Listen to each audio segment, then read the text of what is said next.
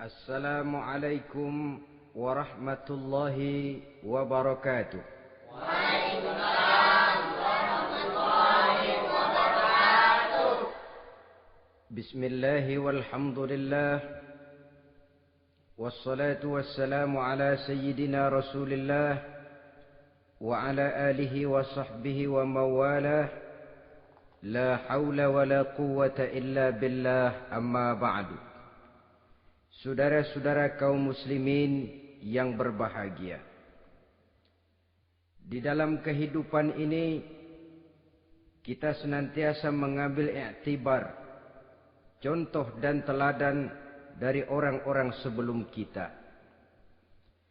Itu sebabnya kepada baginda Nabi kita Muhammad sallallahu alaihi wasallam Allah Subhanahu wa taala menjelaskan cerita para nabi sebelum beliau dalam ayat "Tsumma naqussu 'alaika min amba'ir rusuli ma nusabbitu bihi fu'adak."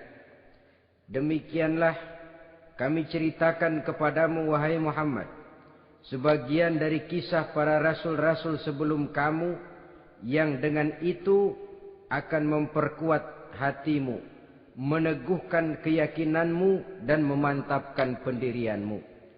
Inilah manfaatnya belajar dari sejarah. Jadi jangankan kita, baginda Nabi sendiri pun oleh Allah Subhanahu wa taala diceritakan sejarah para nabi sebelum beliau yang dimusuhi oleh umatnya, yang dicaci maki oleh kaumnya, yang terusir dari kampung halamannya, bahkan sampai ada yang terbunuh oleh umatnya. Itu seluruhnya merupakan iktibar manusabbitu bihi fuadak, untuk memantapkan langkahmu, meneguhkan keyakinanmu dan menguatkan pendirianmu menghadapi perjuangan ini. Sehubungan dengan itu, pada pertemuan kali ini Al-Fakir ingin menyampaikan satu cuplikan kecil dari kehidupan seorang sahabat utama baginda Nabi, yaitu Sayyidina Umar ibn al-Khattab radhiyallahu an. Beliau adalah Umar bin Khattab bin Nufail bin Abdul Uzza dari suku Quraisy golongan Bani Adi. Perawakannya tinggi, kekar dan gagah, melambangkan sifatnya yang pemberani, tegas, dan tidak pernah kenal takut kepada siapapun. Sebelum mendapat hidayah, Umar bin Khattab termasuk orang yang berdiri di barisan orang-orang yang memusuhi umat Islam. Ia terperangkap dalam tradisi jahiliyah, di mana gemar berperang dan bermabuk-mabukan juga merupakan hal-hal yang pernah dilaksanakan dalam kehidupannya sebelum beliau masuk ke dalam agama Islam. Oleh karena itu, dalam kehidupan beragama, hidayah merupakan sesuatu yang penting. Bagaimanapun banyaknya dosa dan kesalahan yang telah dilakukan oleh seseorang, tidak seharusnya menyebabkan ia putus asa dari rahmah Allah. Sebaliknya, bagaimanapun banyak kebajikan dan kebaikan yang sudah dikerjakannya, tidak perlu membuat dia besar hati, puas, bangga, apalagi menjadi lalai karenanya. Sebab kita belum tahu akan bagaimana ujung perjalanan dari kehidupan kita ini. Saudara-saudara, kisahnya pun masuk Islam merupakan peristiwa yang menarik. Pada satu hari, dengan pedang terhunus, Umar bin Khattab menuju Darul Arqam, tempat di mana baginda Nabi biasa berkumpul dengan para sahabat. Melihat mukanya yang beringas, matanya yang nanar, orang sudah menyangka dan mengerti ini tentu akan terjadi pembunuhan. Dalam perjalanan menuju Darul Arqam, Umar bertemu dengan Nuaim bin Abdullah. Nuaim bertanya, "Ya Umar, mau kemana ente?" "Mau membunuh itu, si murtad itu," kata. "Si murtad yang mana?" Yang mana lagi? Itu yang memecah belah kita, yang menghina berhala-berhala kita, yang menjelek-jelekkan nenek moyang dan keturunan kita. Siapa lagi kalau bukan Muhammad? Kata Nuaim Umar, enggak salah. Tidak salah lagi. Salah Umar.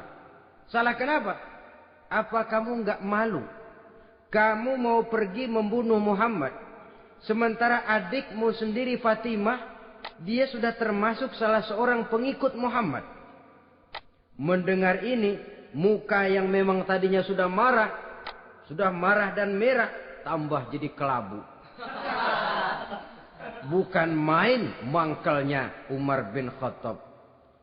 Orang lain dia musuhi, orang lain dia kejar-kejar. Ini malah adiknya sendiri menjadi pengikut dari baginda Nabi. Tidak jadi menuju Darul Arqam, dia berangkat ke rumah adiknya Fatimah. Adapun di rumah Fatimah sedang berkumpul Fatimah, suaminya Sa'id bin Zaid, dan seorang sahabat Habbab ibnul Arad. Mereka sedang membaca Quran. Waktu itu Quran belum lagi dijilid macam sekarang. Jadi masih merupakan suhuf atau lembaran-lembaran tercecer saja. Ketuk pintu. Ya tentu tidak assalamualaikum karena dia belum Islam. Tok, tok, tok. Siapa di luar? Umar. Mendengar suaranya saja, ini sahabat yang namanya Habbab ibnul Arad sudah lari ke belakang pintu. Sambil komat kamit baca doa mohon diselamatkan oleh Allah. Adapun Fatimah yang sedang memegang suhuf, lembaran tulisan Quran itu, menyembunyikan suhuf itu di belakang bajunya. Umar masuk. Fatimah, saya bang. Apa benar berita yang saya dengar? Berita apa itu bang? Bahwa kau sudah masuk Islam. Bang, andai kata Muhammad memang benar, bagaimana? Sudahlah, jangan belit-belit. Jawab saja, kau masuk Islam benar atau tidak? Ya. Saudara hadirin, begitu dikatakan iya, tangannya langsung melayang, menampar muka adiknya ini, sehingga mengalir darah dari hidungnya.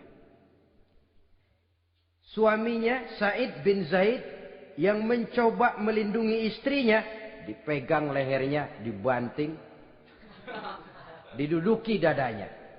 Oh ini jawara ini.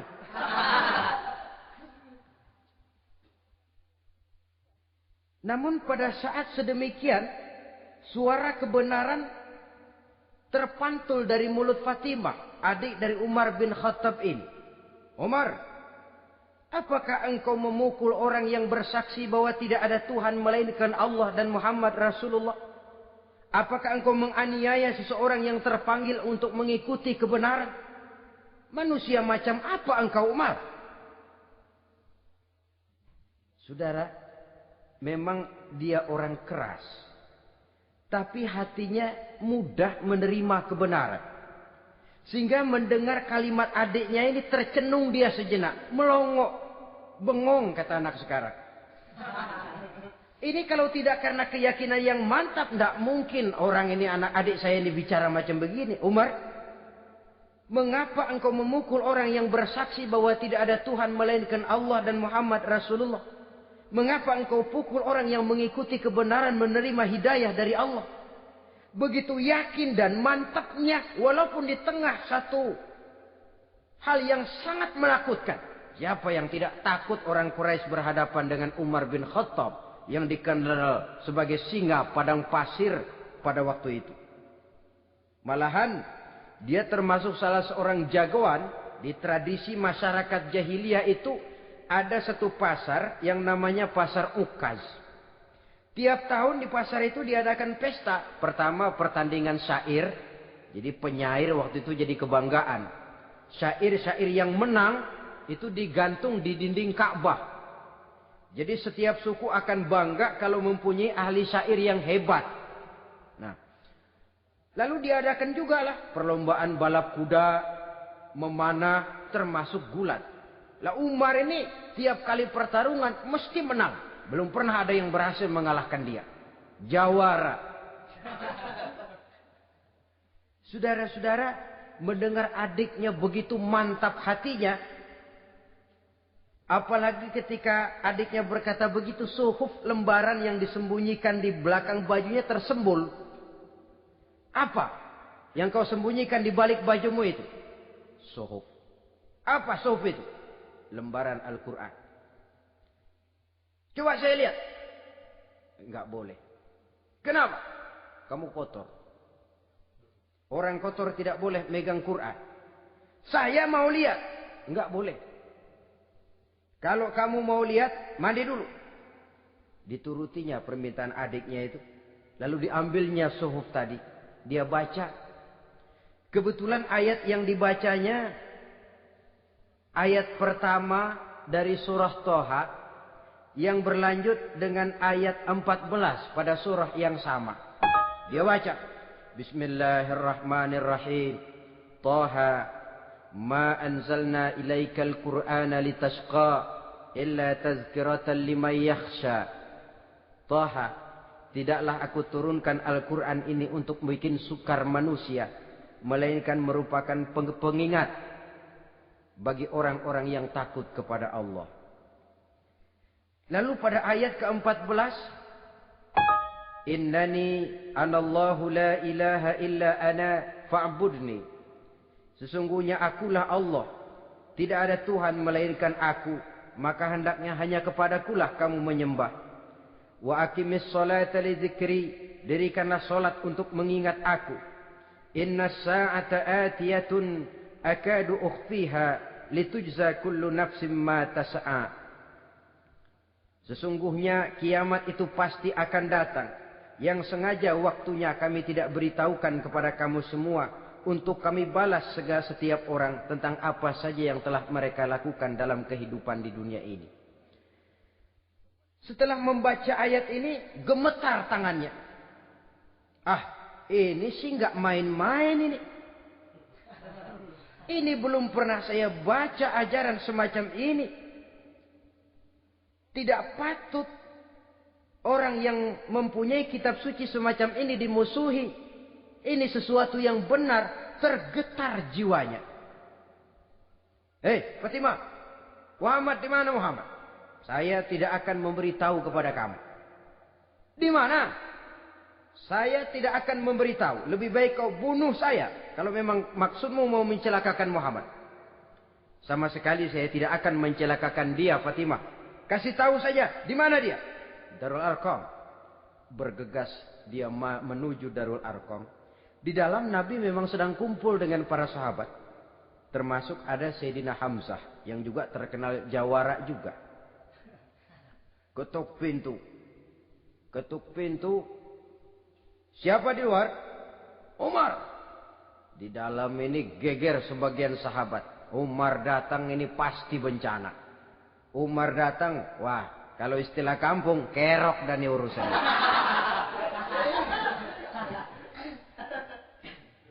Tapi baginda Nabi menenangkan mereka. Tenang. Mudah-mudahan ada hikmahnya. Sayyidina Hamzah tampil.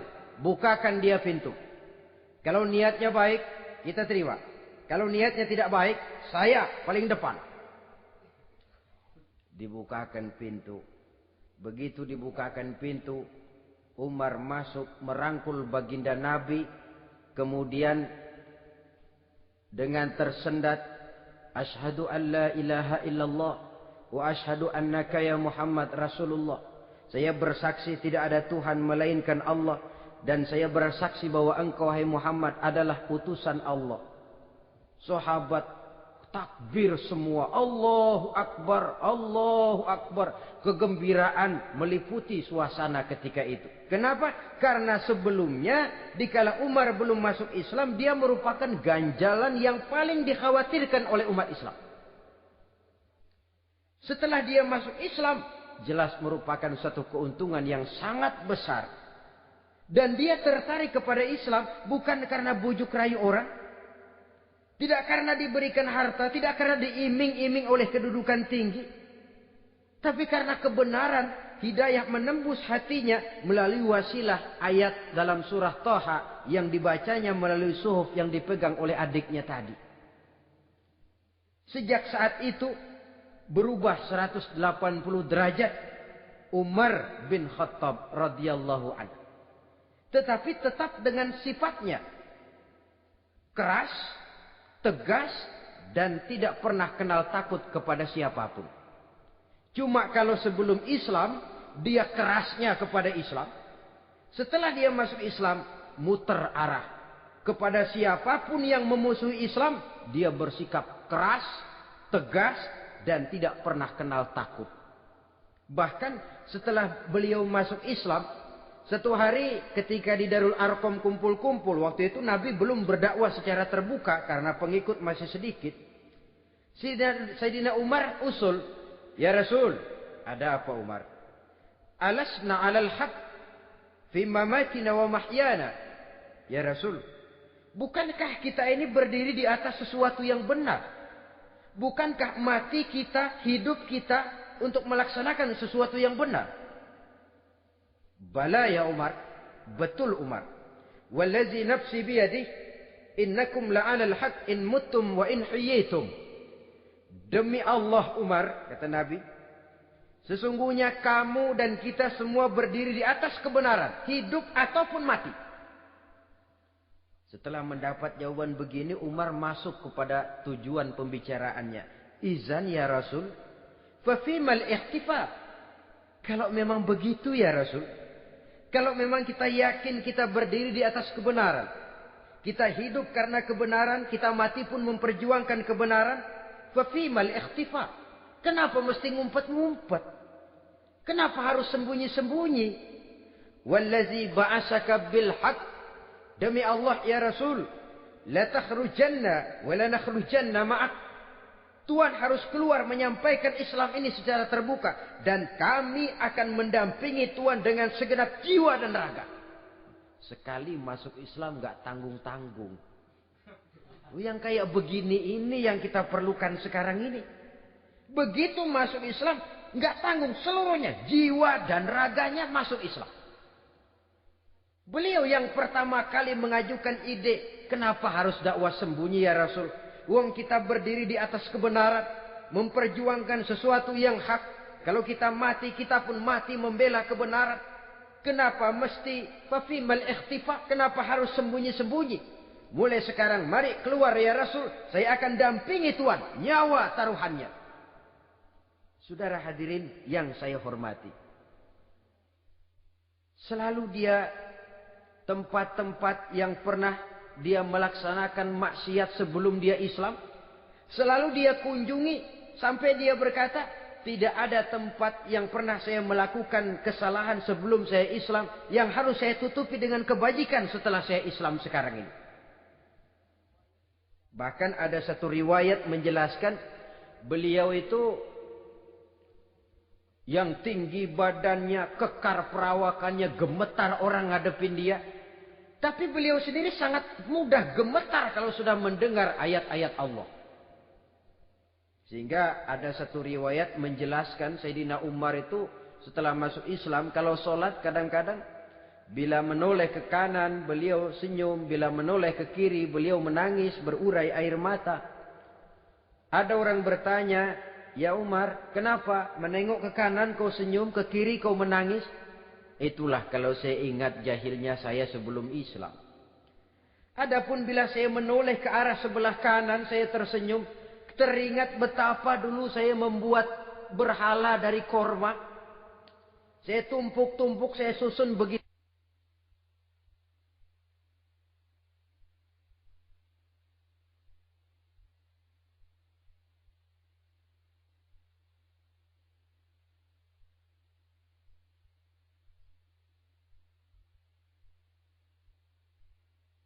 Itu rupa. Setelah saya sembah, saya makan itu korma. Gagah betul saya waktu itu. Sampai Tuhan pun saya makan. Adapun kalau saya menoleh ke kiri, teringat putri kesayangan saya yang terbawa oleh tradisi jahiliyah.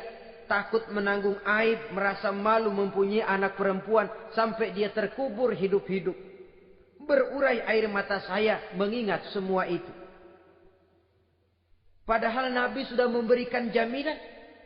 Sebab saudara jangan lupa, orang kafir masuk Islam, dalam Islam itu dihitung dari bayi lagi. Dari nol, itulah untungnya.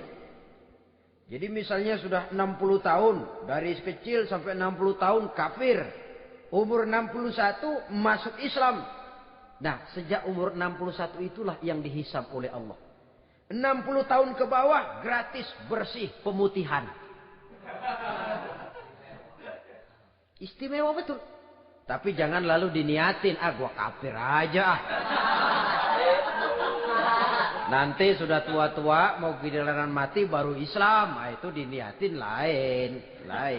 Ini yang karena faktor hidayah, saudara-saudara. Nah, cintanya kepada baginda Nabi luar biasa.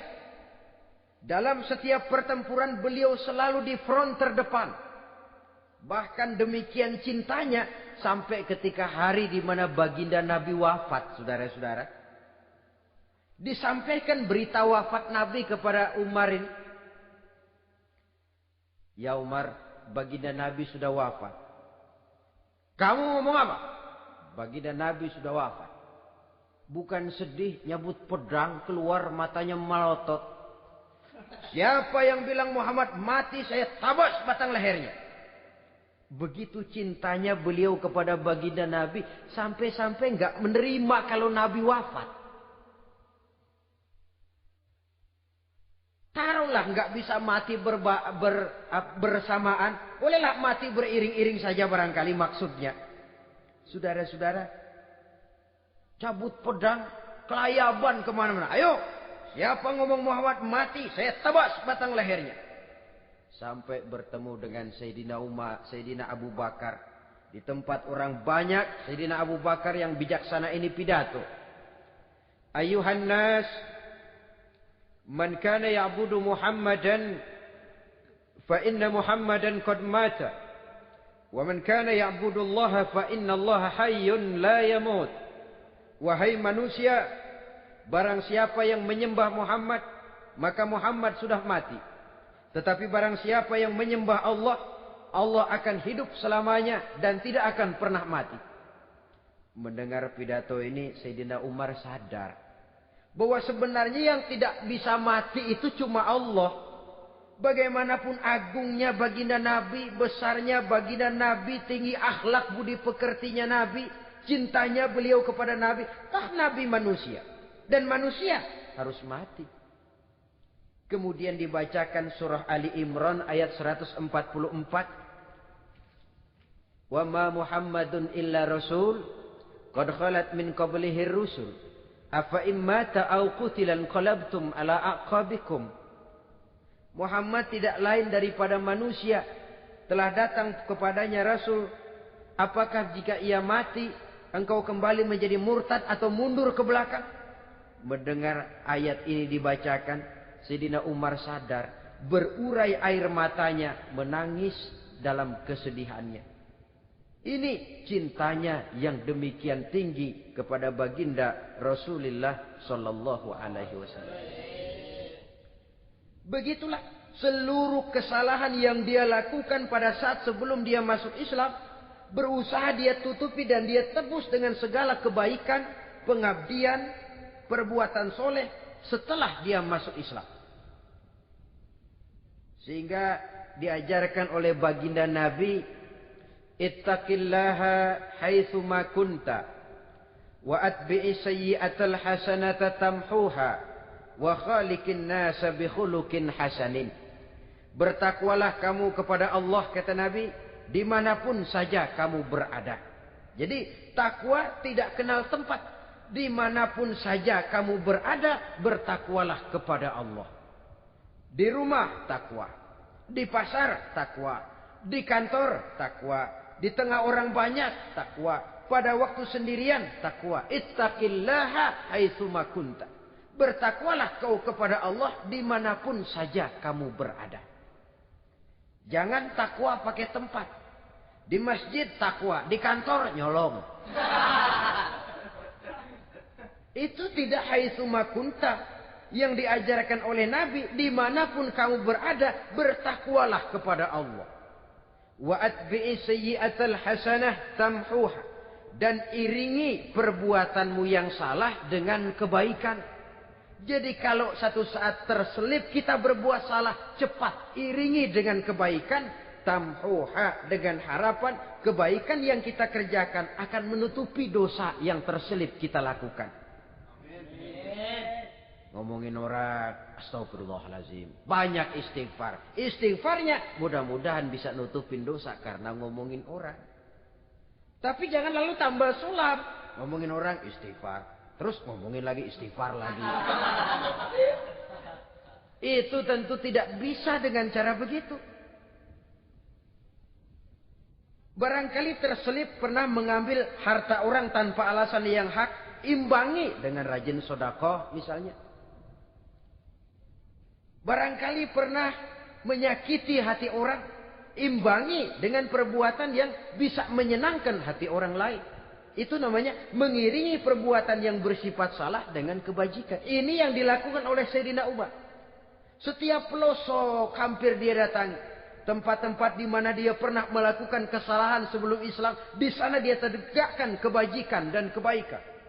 Kegagahannya, keperkasaannya, keberaniannya sepenuhnya bulat-bulat sudah diwakafkan untuk kepentingan Islam. Saudara hadirin yang saya hormati, diperlukan orang-orang yang punya keberanian macam Sayyidina Umar. Berani karena panggilan hidayah, bukan berani babi. Babi berani juga babi, cuman nyeruduk. Artinya berani yang tanpa pertimbangan. Berani yang tanpa pertimbangan pada akhirnya akan menyulitkan kita sendiri. Beliau gagah, beliau berani, beliau punya kekuatan, beliau punya wewenang. Dan itu dimanfaatkannya untuk menjadi backing baginda Nabi kita Muhammad sallallahu alaihi wasallam. La takhrujanna wa la nakhrujanna ma'ak ya Rasul. Rasul, keluar, sampaikan dakwah secara terbuka. Saya akan mendampingi Tuhan. Jika ada yang ganggu Tuhan, saya paling depan. Backing yang mendampingi Rasul untuk menyampaikan risalah Islamiyah ini. Saudara hadirin yang saya hormati, wa khaliqin nasa bi khuluqin hasanin, kata Nabi. Dan pergaulilah manusia dengan akhlak yang baik. Karena dengan ini kau bisa mengambil hati orang. Dalam hadis lain katakan, innakum la tas'una an-nasa bi amwalikum walakin yas'uhum minkum bastul wajhi wa husnul khuluq. Kamu tidak akan bisa menyenangkan orang banyak dengan hartamu, tapi kamu bisa ambil hati mereka dengan budi pekerti yang luhur dan muka yang manis. Dengan harta belum tentu kita bisa menyenangkan semua orang. Tapi budi pekerti yang luhur, muka yang manis, itu yang akan bisa membuat kau menyenangkan orang banyak.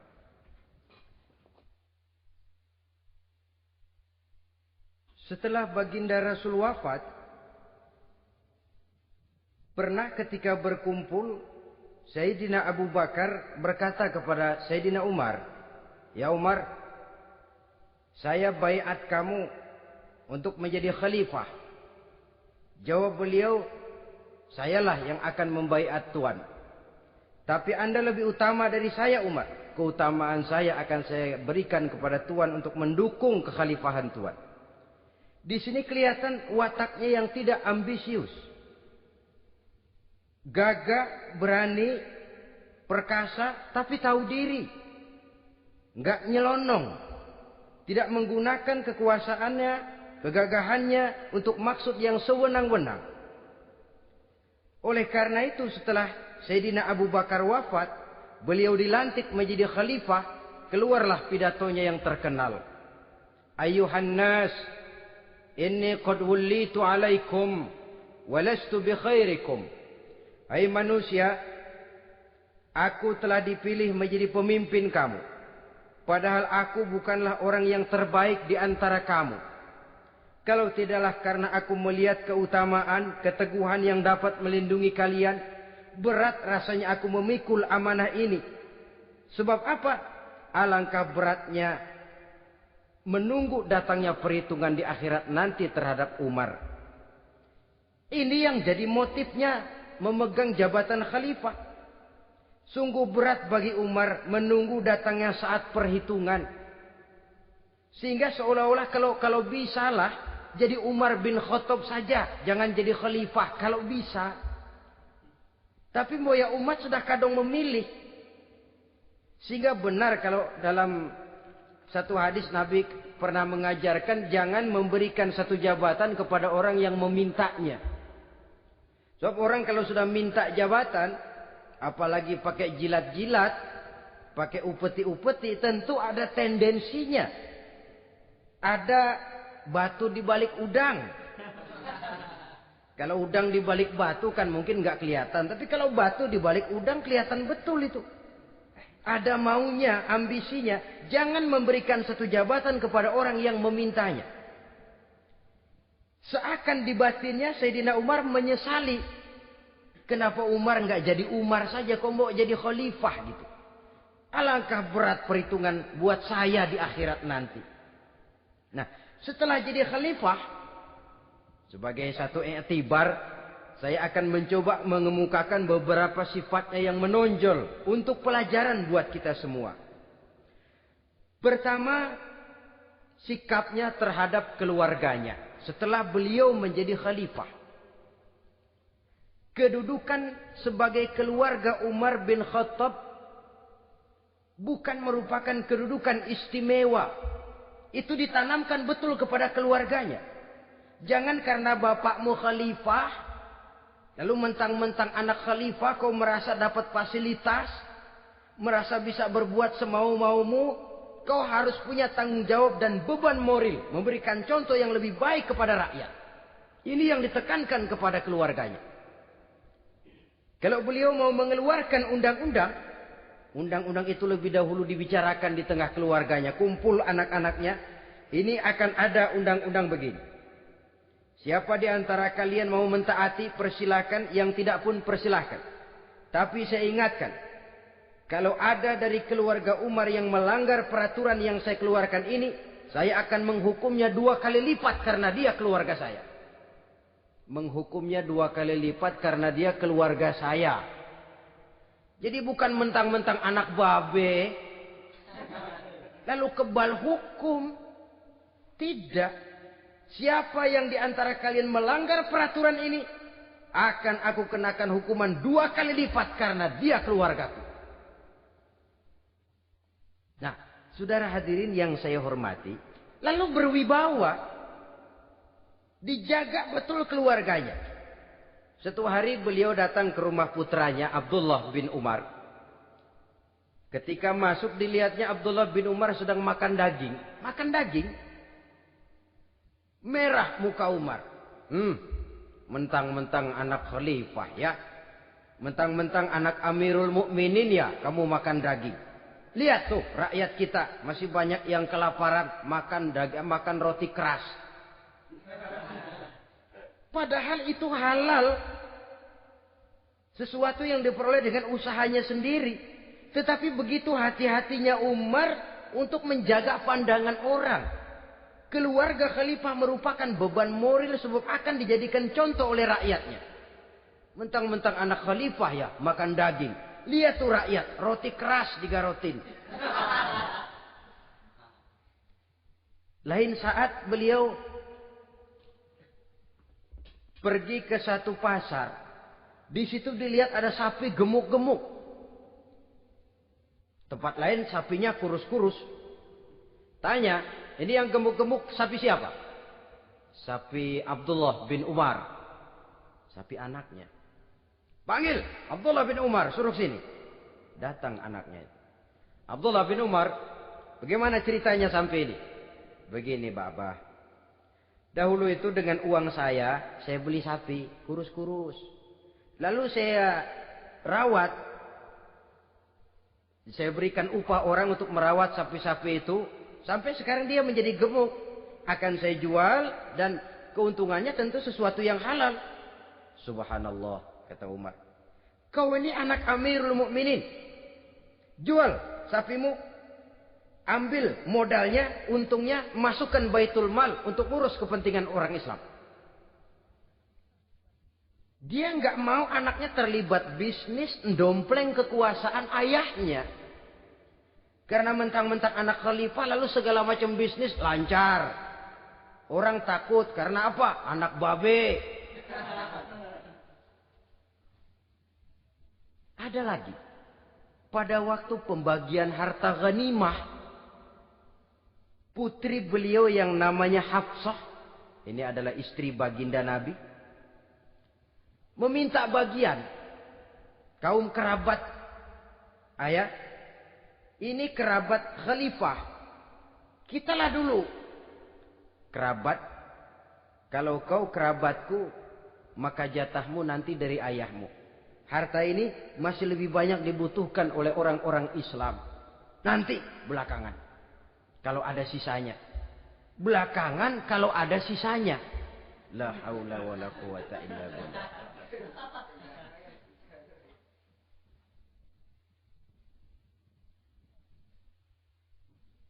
Saudara hadirin, itu terhadap keluarganya. Kemudian apa sifat-sifat yang menonjol dari kepemimpinannya? Pertama, kesederhanaannya. Beliaulah satu-satunya khalifah, Amirul Mukminin, setingkat presiden kalau sekarang, yang punya jubah cuma 2 dan 1 pun punya anaknya. Tambelan lagi. Pernah sholat Jumat terlambat. Beliau naik mimbar untuk khutbah, sebelumnya minta maaf dulu. Saudara-saudara, maaf saya terlambat nungguin baju kering. Seorang khalifah nungguin baju kering. Sederhana dalam kehidupannya. Mari kita ambil satu cerita lagi. Pada waktu beliau jadi khalifah, yang diangkat jadi gubernur di Mesir adalah Amr bin As. Amr bin As hidupnya lebih mirip kaisar. Istananya besar, pakaiannya bagus-bagus. Nah, yang paling mengganggu pikiran Amr bin As, di sebelah istananya ini ada gubuk reot, kepunyaan orang Yahudi lagi. Ah, ini nggak pantas bener, masa di samping istana gubernur ada gubuk reot. Orang Yahudi lagi yang punya. Ini mesti, udah, bikin saja rencana, panggil dinas tata kota, bikin planning. Di sini mau dibangun masjid, proyek negara. Bikin gambarnya, susun anggarannya, tender. Saudara-saudara, si Yahudi yang punya gubuk reot dipanggil. Yahudi, ada apa, Pak? Kamu tahu nggak? Enggak. Iya, memang belum saya kasih tahu.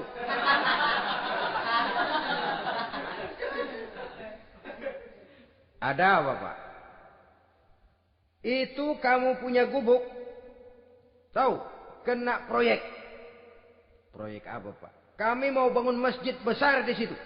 Dan tidak sesuai ada gubuk reot di samping tempat gubernur.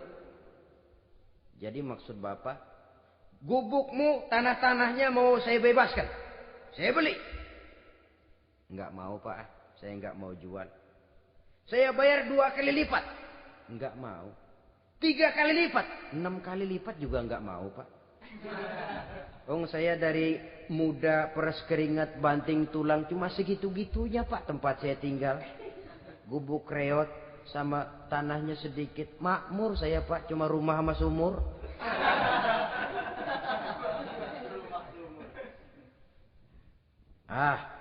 Ini Yahudi kelewatan juga.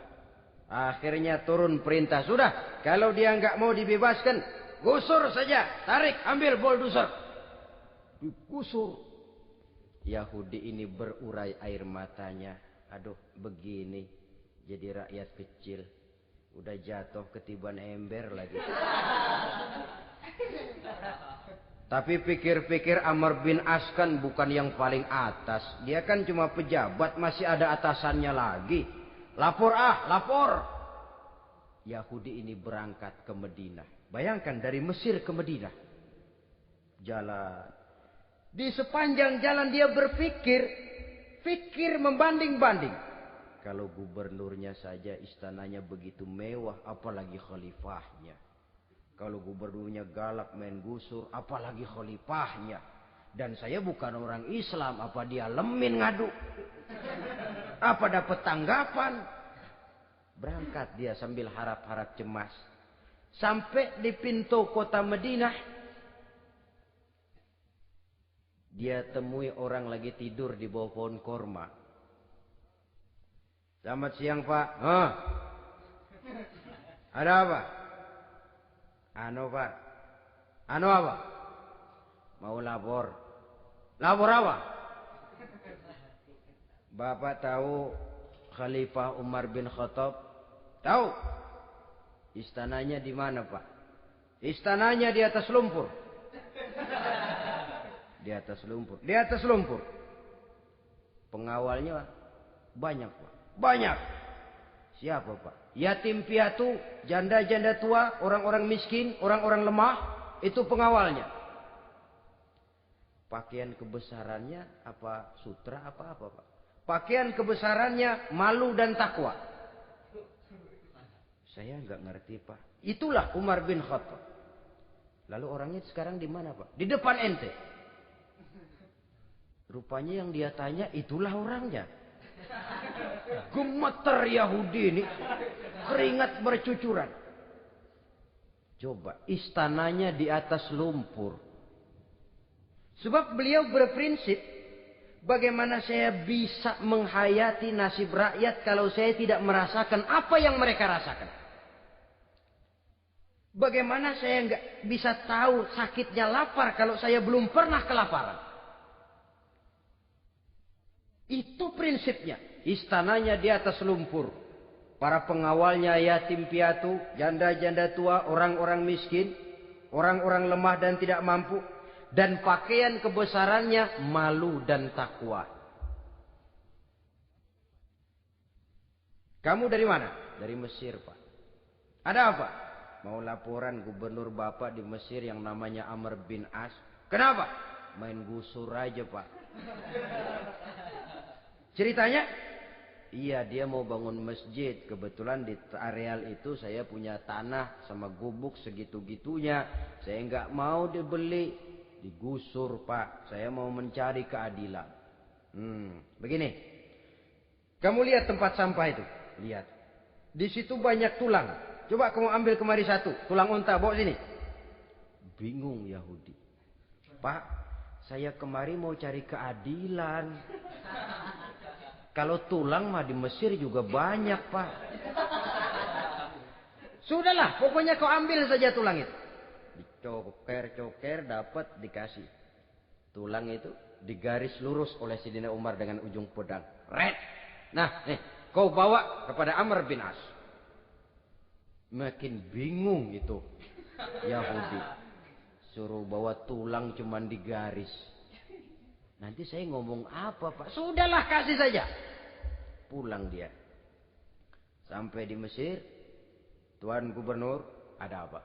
Saya baru menghadap khalifah. Kemudian beliau sampaikan ini. Dikasih tulang. Amr bin As ngelihat tulang ada goresan lurus dengan ujung pedang. Gemetar. Badannya keluar keringat dingin. Panggil kepala proyek. Hei, proyek batal. Masjid nggak jadi didiriin. Itu gubuk Yahudi diriin lagi. Ini Yahudi makin bengong. Ini gubernur dapat tulang doang segitu takutnya.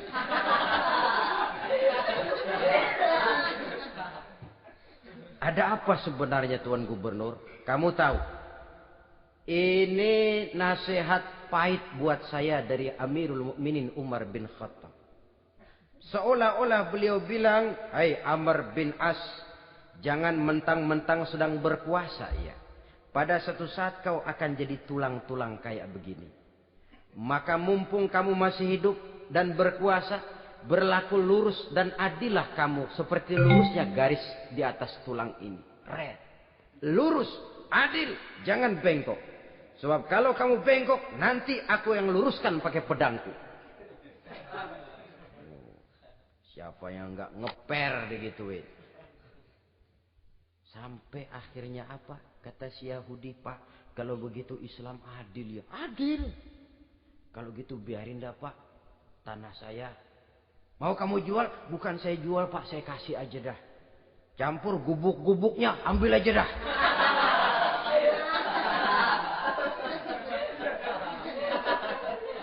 Masuk Islam si Yahudi ini oleh karena keadilan dari Umar bin Khattab. Begitulah kesederhanaan hidupnya. Sampai saudara, yang ironi betul, pernah Utsman bin Affan, Ali bin Abi Thalib, Thalhah dan Zubair kumpul mendengar berita bahwa Sayyidina Umar ini punya hutang. Bayangkan, seorang khalifah untuk melangsungkan hidupnya sampai punya hutang. Padahal Baitul Mal di bawah kekuasaannya. Berunding Utsman, Ali, Thalhah, Zubair. Kalau kita langsung ngomong sama Umar nggak enak dong, dia nggak bakalan terima. Lewat putrinya aja, Hafsah deh. Baik. Hafsah ngomong sama Umar, Abah, kenapa? Bagaimana kalau honor Abah ditambah, ditingkatkan supaya hutang bisa ketutup? Hafsah, saya Abah. Siapa yang nyuruh kamu ngomong begitu? Enggak ada. Ada. Saya tahu ada ini. Kalau enggak ada kamu enggak mungkin ngomong begitu. Tapi orangnya kalau saya tuntut mereka mungkin enggak mau. Sekarang saya mau tanya Hafsah, kau kan istri Rasul, betul? Nah, saya mau tanya, suamimu makanannya apa? Daging? Bukan. Roti. Tempat tidurnya kasur empuk? Bukan. Kain kasar yang kalau musim panas kami bentangkan, kalau musim dingin separuh buat tidur, separuh buat selimut. Pakaian yang dibelikan untukmu berapa banyaknya? Cuma 2. Nah, itu guru saya. Orang yang paling saya cintai. Dan itu yang saya ikuti. Bahkan setelah beliau wafat, Sayyidina Umar ini, hutangnya ditanggungkan kepada anaknya Abdullah bin Umar. Dan itu pun dilunasi dengan menjual rumahnya. Sehingga rumahnya itu disebut Darul Qadha. Rumah bayar hutang. Begitu kesederhanaannya. Jadi nggak pakai aji mumpung jadi khalifah lalu kayak ikan gurita, tangan yang mana aja megang. Itu kan mental monyet. Monyet itu kan begitu. Tangan megang kiri kanan, mulut ngawal, kaki megang, temennya dikasih masih ngerampas juga. Monyet rakus betul itu. Itu kesederhanaannya. Kenapa kesederhanaan ini timbul? Karena sikap zuhudnya. Zuhud itu tarkud dunia li ajlil akhirah. Orang yang mengambil dunia hanya yang diperlukan dengan lebih mengutamakan kehidupan akhirat. Watak zuhudnya yang sangat menonjol. Dialah pahlawan yang paling berani di medan perang. Dialah imam yang paling khusyuk di masjid. Dan tidak jarang kalau sholat sendiri. Begitu membaca ayat yang menceritakan neraka. Nangis berurai air matanya. Saudara hadirin ma'asyiral muslimin rahimakumullah. Jadi kesederhanaan dan kezuhudan ini bukan lewat teori. Disampaikan oleh Umar. Bukan lewat penataran seluruh aparat. Tidak. Lewat contoh konkret. Inilah saya. Contoh sederhana dan zuhud. Bagaimana saya akan bisa merasakan penderitaan rakyat kalau saya sendiri tidak pernah menderita. Bagaimana saya akan tahu sakitnya lapar kalau saya belum pernah kelaparan. Maka tanpa penataran, tanpa upgrading segala macam. Berhasil karena prinsip keteladanan. Beliau jadi contoh utama. Dan sumber utamanya tentu tidak lain karena contoh dari baginda Nabi besar Muhammad sallallahu alaihi wasallam. 2, sederhana, yang kedua zuhud. Yang ketiga, sifat yang menonjol dari kekhalifahannya adalah adil. Kalau sudah bicara soal hukum, dia tidak pernah kenal kompromi. Adalah seorang pemuka Nasrani masuk Islam. Namanya Jabalah bin Aiham. Ketika dia bikin haji, kain ihramnya keinjak orang Arab yang hitam. Badui. Jengkel. Dia merasa bekas tokoh. Enak aja nih orang udah jelek nginjak lagi. Ditempeleng orang tadi. Orang ini lapor kepada Umar. Panggil Jabalah bin Aiham. Panggil. Kau ditampar? Betul Khalifah. Tampar dia. Tampar lagi. Dipukul orang itu. Di depan Sayyidina Umar. Jadi tidak karena kau ini bekas kepala suku. Kau ini bekas orang terhormat. Lalu ada kebijaksanaan yang tidak bijaksana. Kebijaksanaan yang akhirnya jadi tidak bijaksana. Dan itu memang sudah dimulai dengan memblokir keluarganya. Tidak satu keluarganya pun yang boleh mempunyai perasaan bahwa menjadi keluarga khalifah merupakan fasilitas dan keuntungan. Kau jangan makan di atas punggungku. Kau jangan menikmati fasilitas di atas keringatku. Dan tidak ada keinginan mewariskan jabatan khalifah kepada anak-anaknya. Pernah beliau musyawarah. Saya bingung. Kenapa khalifah? Gubernur Kufah ini sulit nyari orang. Diangkat yang lemah, rakyat ngeluh. Diangkat yang keras, rakyat juga ngeluh. Ada calon khalifah. Kalau ini mah nggak salah lagi nih buat gubernur Kufah. Siapa? Abdullah bin Umar.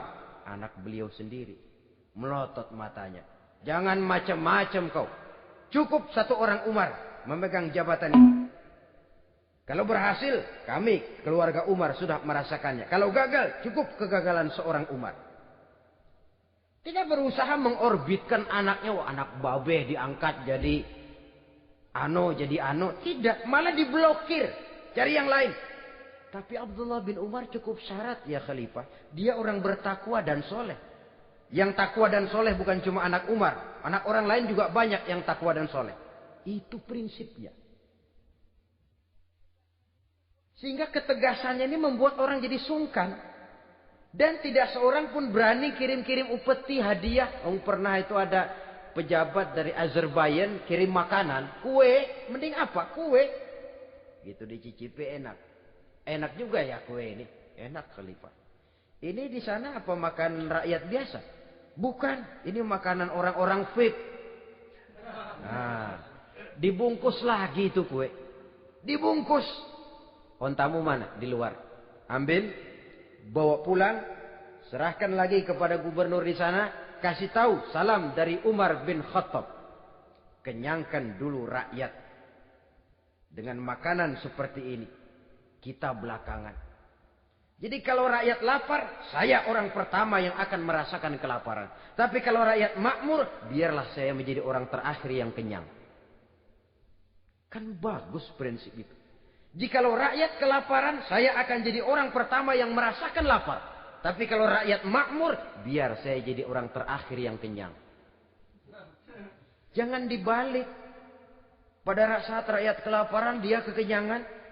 Dan selanjutnya, sikap keadilannya ini, saudara-saudara, menyebabkan hukum lalu jadi berwibawa. Pernah, beliau jalan-jalan di lorong kota Madinah. Di tempat yang namanya Harah bersama Aslam.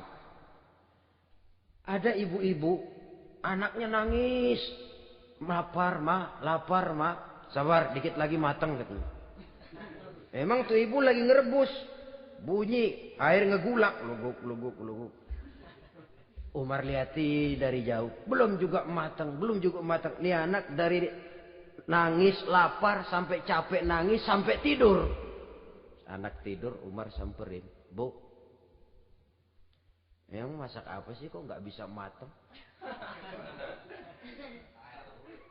Saya nggak masak apa-apa tuan. Itu pating kerubuk apa? Ketika dibuka ya cuma air saja. Subhanallah, ibu sudah ngebohongi anak ibu sendiri. Habis harus bagaimana tuan? Saya sudah nggak punya makanan untuk dimasak. Sementara perut nggak kenal kompromi. Jalan satu-satunya, ya terpaksa anak saya bohongi. Saya bilang sebentar lagi matang sampai dia tidur sekarang ini. Memangnya Khalifah Umar gimana sih ngurusi rakyatnya? Subhanallah, dia orang zalim. Dia yang memegang urusan kami, tapi dia nggak tahu nasib saya. Anak kelaparan, keluarga terlantar. Oh, begitu. Iya. Zalim betul Umar bin Khattab itu. Kalau begitu ibu tunggu sebentar. Dia pulang bersama Aslam menuju Baitul Mal. Dia ambil tepung 1 karung, dipikul sendiri. Dipikul sendiri, kata Aslam, ya Khalifah, biar saya yang bawa. Jangan. Kenapa Khalifah? Apa kau kira kau sanggup mikul dosa saya di akhirat nanti? Biar saya yang mikul sendiri. Dia bawa ke tempat tuh ibu-ibu. Dia masakin sendiri. Nah bu, sudah matang, persilakan masak. Makan. Alhamdulillah Tuan. Mudah-mudahan Allah memberkahi Tuan. Tuan lebih baik dari Umar bin Khattab yang zalim itu. Memang sebenarnya Tuan siapa, kata tuh ibu? Saya. Iya. Saya ya Umar bin Khattab yang ibu bilang zalim itu. Gemetar si ibu. Gemetar si ibu. Tapi memang peka dan menghargai kritik orang. Tidak membungkam setiap orang yang nadanya sumbang atau berbeda. Kadang beliau berkata, saya khawatir karena orang terlalu segan dengan saya, lalu nggak ada yang berani negur kalau saya salah. Kan begitu biasanya. Karena sudah terlalu segan, lalu semuanya orang mau diaminin saja. Asal dibilang nggak benar, marah, jengkel. Lalu disingkirin, maunya diiyain, inge kulunuwun. Oke bos. Beliau bilang, saya khawatir kalau tidak ada orang yang mau menegur kesalahan saya jika saya terlanjur nanti. Tahu muncul orang, demi Allah, saya akan menegur Tuan dengan pedang saya ini.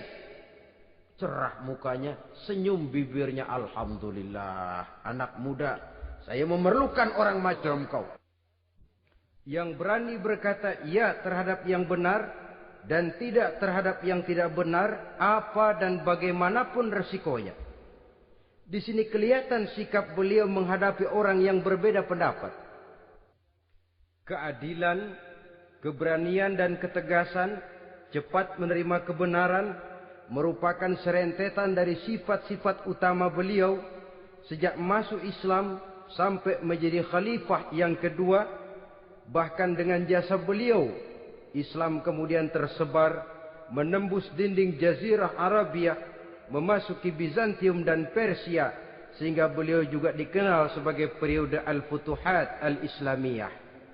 Nah, saudara-saudara, inilah cuplikan kecil dari kehidupan seorang agung dan besar yang memang sangat terbatas kata-kata untuk melukiskan kebesaran itu.